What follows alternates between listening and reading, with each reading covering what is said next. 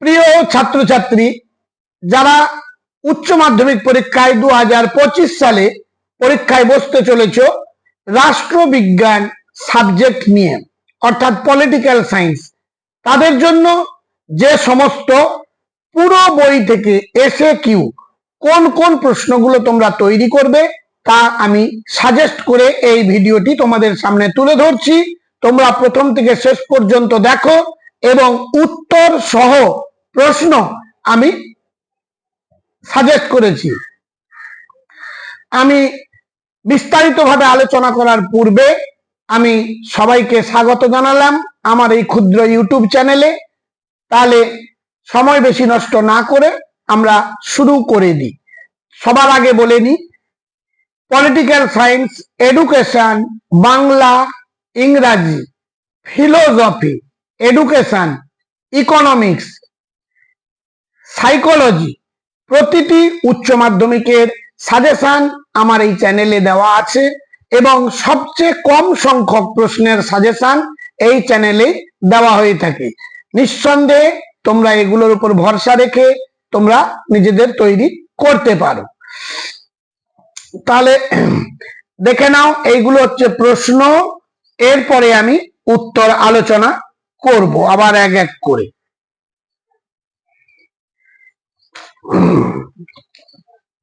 এবারে শুরু করলাম তোমাদের জন্য এসএ কিউ। ট্রুম্যান নীতি কি?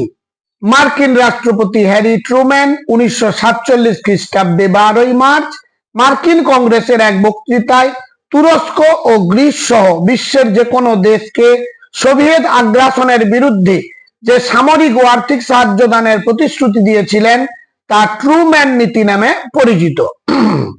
দুয়ের প্রশ্ন, ন্যাটো পুরো কথা কি? North Atlantic treaty organization. Suez সংকট কবে দেখা দেয়?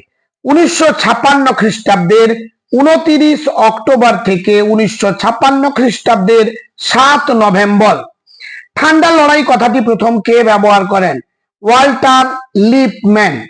জোট নিরপেক্ষ আন্দোলনের দুজন নেতার নাম করো।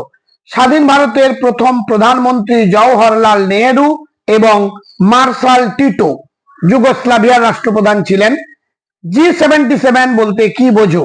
G77 হলো জাতিসংঘের উন্নয়নশীল দেশগুলির বৃহত্তম আন্তঃসরকারি সংস্থা। এর সদস্য সংখ্যা হলো 134টি দেশ। পঞ্চশীল নীতি কি?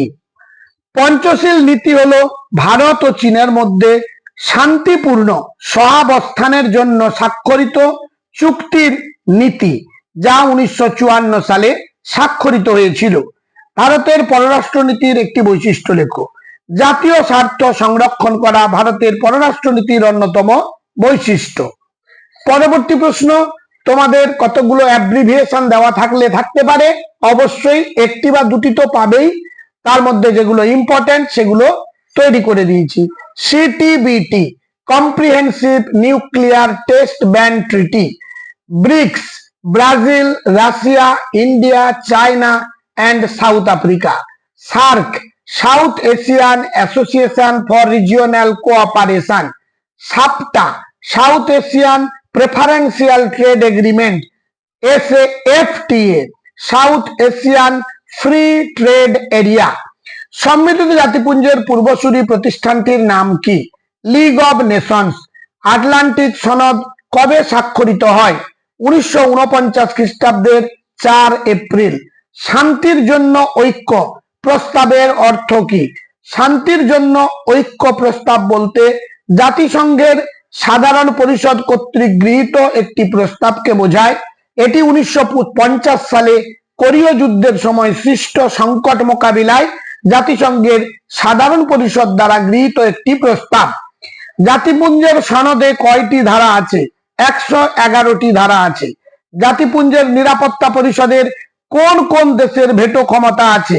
চীন, ফ্রান্স, রাশিয়া, যুক্তরাজ্য এবং মার্কিন যুক্তরাষ্ট্র, এই 5টি দেশের। অর্থনৈতিক ও সামাজিক পরিষদ কতজন সদস্য নিয়ে গঠিত হয়? 54 জন। ইউনেস্কো কি? এটি হলো জাতিসংঘের শিক্ষা, বিজ্ঞান এবং সংস্কৃতি সংস্থা। এর পূর্ণ রূপ হলো United Nations Educational, Scientific and Cultural Organization. পরের প্রশ্ন, আন্তর্জাতিক আদালত কোথায় অবস্থিত এবং এর বিচারপতির সংখ্যা কত? নেদারল্যান্ডের রাজধানী দি হেগ শহরে। 15 জন বিচারপতি নিয়ে গঠিত। জাতিপুঞ্জের স্থায়ী সচিবালয় কোথায় অবস্থিত? মার্কিন যুক্তরাষ্ট্রের নিউ ইয়র্ক শহরে। দ্য স্পিরিট অফ লজ বইটি কে লিখেছেন? উত্তর হলো মন্তেস্কু।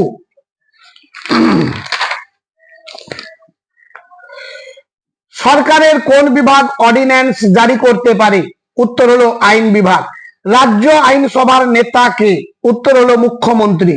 অঙ্গরাজ্যের মুখ্যমন্ত্রীকে কে নিয়োগ করেন? রাজ্যপাল। মুখ্যমন্ত্রীর একটি কাজ উল্লেখ করো। রাজ্য আইনসভার মন্ত্রীদের নিয়োগ করা অন্যতম কাজ। গ্রাম পঞ্চায়েতের প্রধান কর্মকর্তাকে? উত্তর হলো গ্রাম প্রধান। সম্মিলিত জাতিপুঞ্জের সংবিধানের নাম কি? জাতিপুঞ্জের সনদ। সুপ্রিম কোর্টের এলাকাগুলি কি কি? মূল এলাকা, আপিল এলাকা, পরামর্শদান এলাকা এবং নির্দেশ, আদেশ ও লেখজারির এলাকা। ভারতের বিচার ব্যবস্থার দুটি বৈশিষ্ট্য লেখো। ভারতের বিচার ব্যবস্থার শীর্ষে রয়েছে সুপ্রিম কোর্ট। ভারতের বিচার ব্যবস্থা একক সমন্বিত। মৌলিক অধিকার বলবৎ করার জন্য দুটি লেখ উল্লেখ করো। ভারতের সংবিধানের ধারা 32 এর অধীনে লেখ জারি করে। ভারতের সংবিধানের ধারা 226 এর অধীনে হাইকোর্ট লেখ জারি করে। লোক আদালতের দুটি উপযোগিতা লেখো। প্রথম লোক আদালত গঠিত হয় যুক্তরাষ্ট্র গুজরাটে 1982 সালে। এর উপযোগিতা কি? কম খরচে দ্বন্দ্ব মীমাংসা করে এই লোক আদালত। 2 নম্বর, বিরোধ মীমাংসা হয় খুব কম সময়ে। পরের দাগের প্রশ্ন, পশ্চিমবঙ্গের পঞ্চায়েত ব্যবস্থার স্তরগুলি কি কি? গ্রাম পঞ্চায়েত, পঞ্চায়েত সমিতি ও জেলা পরিষদ। পরের প্রশ্ন, গ্রাম সভা কাকে বলে? গ্রাম সভা হলো সেই জায়গা যেখানে গ্রাম পঞ্চায়েতের কাজের সমস্ত পরিকল্পনা জনগণের সামনে রাখা হয়। ধারা 243 এর বি অনুসারে এটি গ্রাম পর্যায়ে আইন প্রণয়ন করে। জেলা সংসদের প্রধান কাজ কি? জেলা সংসদ বা জেলা পরিষদের প্রধান কাজ হলো পঞ্চায়েতগুলির উন্নয়নমূলক কার্যক্রম সমন্বয় করা। ক্ষমতার দুটি উপাদান লেখো। 1 নম্বর, অধস্তনদের দ্বারা কাজ করিয়ে নেওয়ার সামর্থ্য। 2 নম্বর, ক্ষমতার অপর উপাদান হলো অর্থনীতি। ওয়ার্ড কমিটি কি? ওয়ার্ড কমিটি হলো পৌরসভার নির্দিষ্ট ওয়ার্ডের প্রতিনিধিত্বকারী কাউন্সিলরদের সমন্বয়ে গঠিত কমিটি। জেলা পরিষদের সর্বোচ্চ পদটির নাম কি? জেলা সভাধিপতি। গ্রাম পঞ্চায়েতের আয়ের দুটি উৎস লেখো। 1 হচ্ছে সরকারি অনুদান।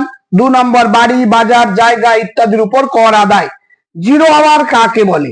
জিরো আওয়ার বলতে বোঝায় যে এটি আইনসভার প্রশ্নোত্তর পর্বের শেষ হওয়ার পর থেকে দুপুর 12টা থেকে বেলা 1টা পর্যন্ত আইনসভার যে কোনো কক্ষের কাজ বন্ধ থাকে। এই সময়কে জিরো আওয়ার বলে। বিডিওর দুটি কাজ উল্লেখ করো। রাজ্য সরকারের নির্দেশিত কাজকর্ম করা, সম্প্রদায় উন্নয়ন ব্লকের সার্বিক উন্নয়ন করা। কেএমসি এর দুটি আবশ্যিক কাজ উল্লেখ করো। শহরের নাগরিকদের মৌলিক পরিষেবা দান করা, শহরের ব্যবসায়িক কার্যকলাপ নিয়ন্ত্রণ করা। কাকে ক্যাবিনেট তোরণের ভিত্তিপ্রস্তর বলা হয়? উত্তর হলো প্রধানমন্ত্রীকে। পরের প্রশ্ন, বন্দি প্রত্যক্ষীকরণ কি? বন্দি প্রত্যক্ষীকরণ বলতে অবৈধভাবে আটক থাকা কোনো ব্যক্তিকে আদালতে হাজির করার আদেশকে বোঝায়। পরমাদেশ কি? পরমাদেশ বলতে সুপ্রিম কোর্ট বা হাইকোর্ট থেকে কোনো ব্যক্তি, প্রতিষ্ঠান, অধস্তন আদালত বা সরকারকে নিজেদের দায়িত্ব পালনের জন্য নির্দেশ দেওয়াকে বোঝায়। দাঁতাত ও ঠান্ডা লড়াইয়ের মধ্যে প্রধান পার্থক্য কি? দাঁতাত হলো বোঝাপড়ার মাধ্যমে উত্তেজনা প্রশমন করা। ঠান্ডা লড়াই হলো কমিউনিস্ট ও অকমিউনিস্ট শিবিরের মধ্যে সংঘর্ষ। ক্ষমতা স্বতন্ত্রীকরণ নীতির সপক্ষে ও বিপক্ষে একটি যুক্তি দাও। পক্ষে যুক্তি হলো এই নীতির মাধ্যমে নাগরিকদের স্বাধীনতা বজায় থাকে এবং বিপক্ষে হলো এই ক্ষমতাধারীকে চরমভাবে দুর্নীতিগ্রস্ত করে। তাহলে এই প্রশ্নগুলো তোমরা তৈরি করো, এগুলোর মধ্যে তোমরা কমন পেয়ে যাবে। আর যদি কোনো সাবজেক্টের তোমাদের সাজেশন প্রয়োজন হয় কমেন্ট করে জানিও, আমি চেষ্টা করব নিশ্চয়ই উত্তর দেবার জন্য। আজ তাহলে এই পর্যন্ত, দেখা হবে পরবর্তী ভিডিওতে।